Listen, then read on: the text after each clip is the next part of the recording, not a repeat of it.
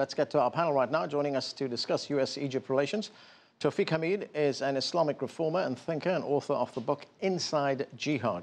From London, we're joined by Omar Ashour. He's a senior lecturer in security studies and Middle East policy at the University of Exeter.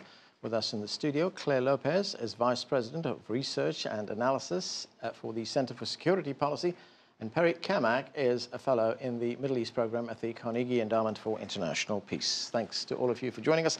Let's start in London with Omar. And Omar, the relationship between President El-Sisi and President Obama, as we've been pointing out, was not very good. But now we have two leaders who seem to be a mutual admiration society. They like each other very much. Why do you think these two leaders have so much time for each other? I think partly is what the report mentioned. There's this idea of mutual acceptance of the idea of the strong man, and the iron fist is a possible solution for most of the problems of the region. And President Trump does not hide that. The admiration for the likes of Putin, the Philippines president, was even the Hungarian prime minister who also gives this shadow of the strong man approach.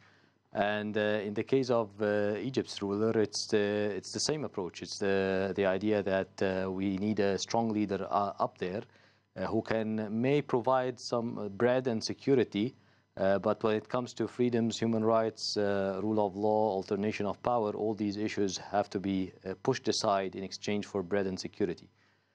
So I think this is part of the admiration, or this is where they meet. But of course, in terms of the details, I think there will be also some, they may disagree on some of the issues.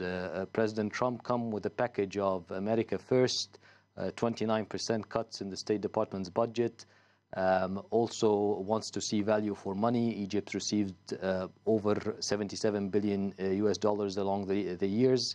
So President Trump is coming with an approach of wanting to see, what is the value for this.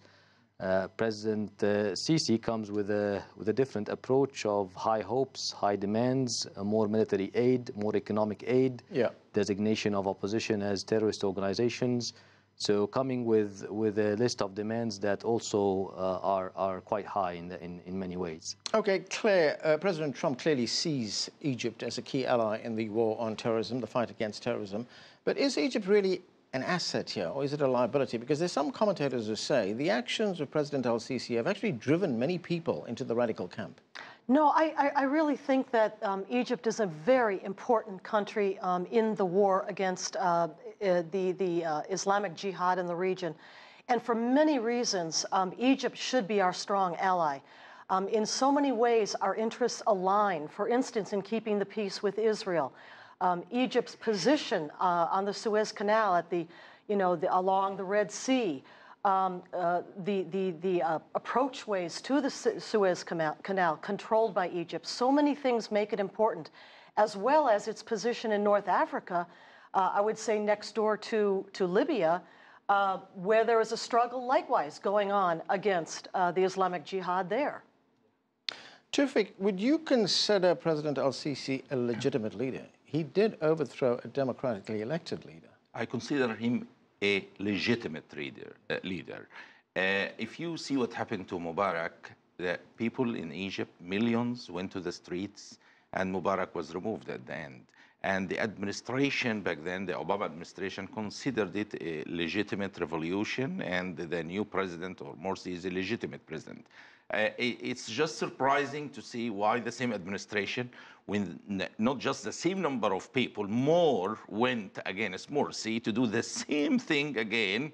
They didn't see it as a legitimate step, and they continue to use the expression that El-Sisi came with a coup. It was not a coup. We have more than 30 million people demanding the removal of Morsi. So it's not something that you can ignore when you have half of the Egyptian population, the adult ones, going into the streets demanding this. Well, that's true, but at the end of the day, the leadership is determined through the ballot box. And then he came through the ballot box. Well, he jailed his opponents. What do you mean jailed his opponents? The Muslim Brotherhood wasn't able to take place in that election. They did certain crimes. It was not jailing him to remove him from power. it was based on certain crimes they did. Right. Okay. Perry, President El-Sisi comes here obviously with a request for the United States. He wants some things from the United States. What does he want? Let me just first say, Tawfik omitted to mention the small detail of the military's involvement in removing President Morsi. But that aside, he obviously is the leader. Donald Trump, President Trump, has made the decision to engage with him as such. And so I think clearly the body language from both leaders was very positive. I think both leaders have to be thrilled with the first meeting. But I give two caveats, and this is where I answer your question. The first is that this is the easy part. Both leaders wanted a success, needed a success. The real challenge, though, I think, comes down the line.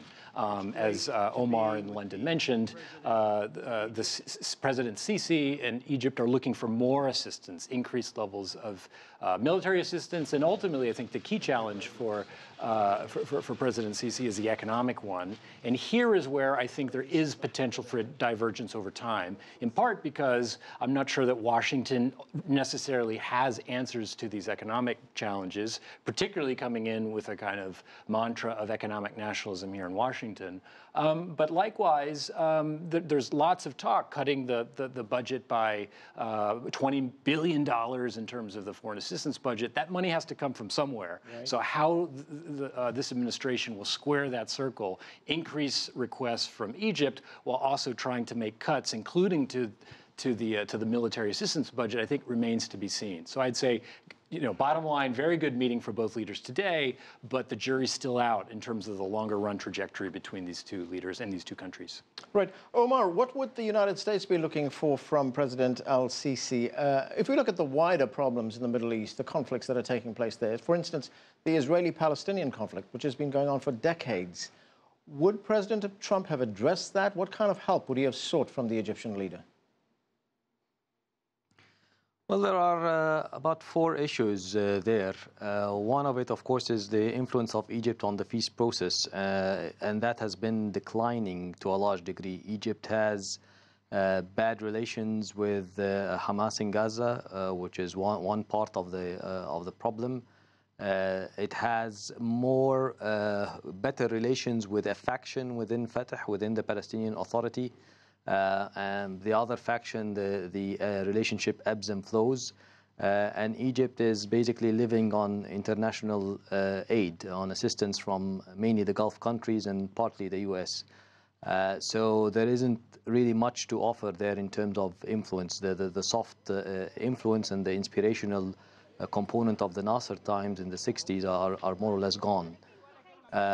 So the other component is the large military and the multiple intelligence agencies that are there that are supposed to be fighting the war on terrorism, between quotations, and particularly the war against IS. Here there is I guess the expectation of the Trump administration is probably more involvement in that. But the current regime has a record of trying to stay away from intense armed conflicts for several reasons. Yemen was proposed earlier by the Saudis, and they didn't really honor their promise on that component. But also they have a problem in Sinai, which is a minor, tiny issue. We're talking about 3 districts in northeastern Sinai that are flat, non-rugged land, and you have a manpower ratio of 100 soldiers to 1 insurgent there. And the loyalty is divided so that the insurgents are not that popular. And they couldn't deal with this problem for 4 years. It festered and it became even a worse problem compared to where it was in 2013 and 2012. So, the record, the competence record rate here is not quite high.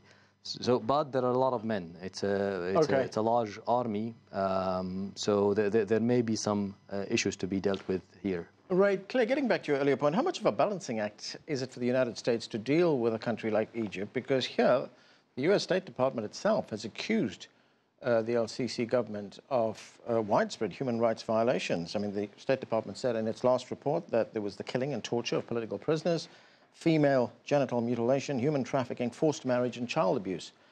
How does the United States deal with that at the same time regarding Egypt as an ally? Look, I think this is a balancing act, and that's a good way to put it. just because we recognize that Egypt is the linchpin for us, I think, in North Africa there, and that it is beset on all sides by the same enemies that beset us. The chaos in Libya on the one side, Islamic State, Hamas, Hezbollah in Sinai. Those enemies are our enemies, and it makes sense for us to help El-Sisi and Egypt to work against those forces.